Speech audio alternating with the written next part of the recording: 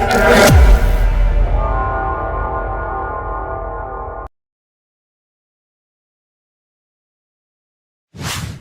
शाम प्राची टीवी पर सीरियल देख रही होती है। तभी उसकी सास वहां आती है। अरे सीरियल में तो ऐसे मग्न है जैसे आज रात का खाना पड़ोसी आकर बनाएंगे। मुझे पता ही नहीं था आपने अपने बेटे की शादी पड़ोस में भी की हुई है। हैं? मतलब?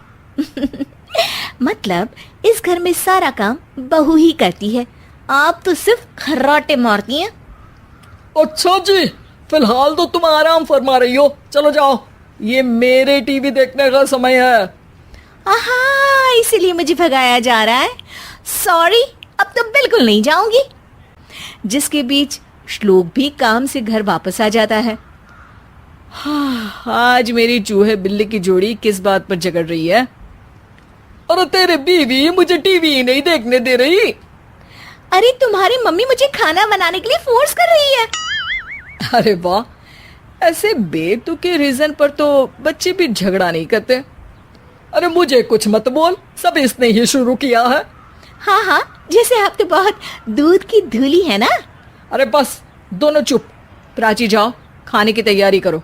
और माँ तुम छोड़ो, तुम्हें क्या बोलूं, शांति से अपना सीरियल देखो, मुझे दोबारा लड़ने की आवाज सुनाई नहीं देनी चाहिए। ऐसा बोलकर श्लोक वहां से चला जाता है, जिसके पीछे पीछे प्राची भी कुछ न कुछ बड़बड़ाते हुए रसोई में चली जाती है।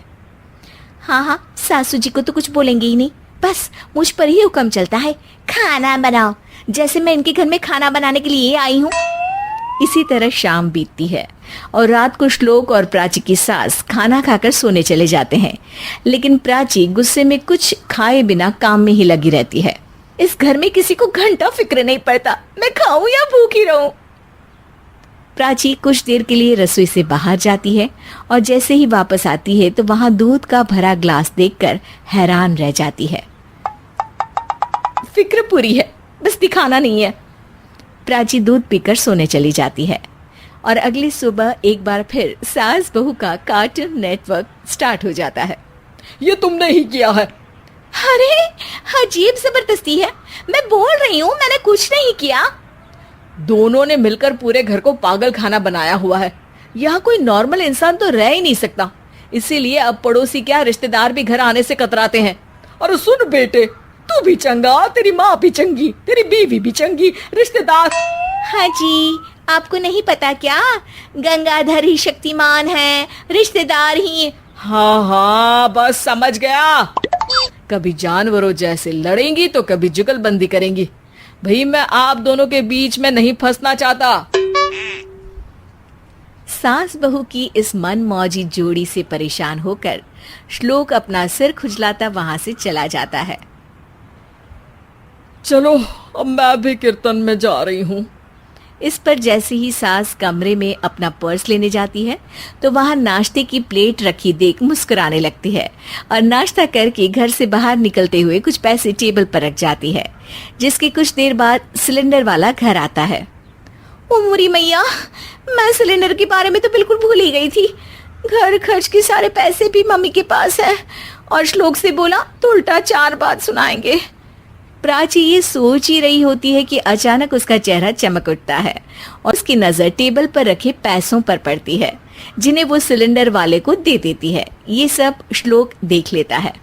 अच्छा बेटे, इतना बड़ा घोटाला, सबके सामने मैं तेरी दुश्मन और पीठ पीछे तेरी मेरी यारी।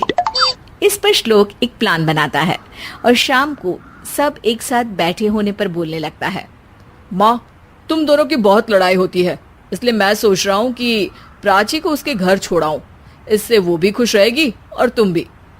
अचानक श्लोक की ये बात सुनकर सास बहू शौक से उसकी तरफ देखती हैं। अरे ऐसे कैसे घर छोड़ाओगे, मुझे कहीं नहीं जाना।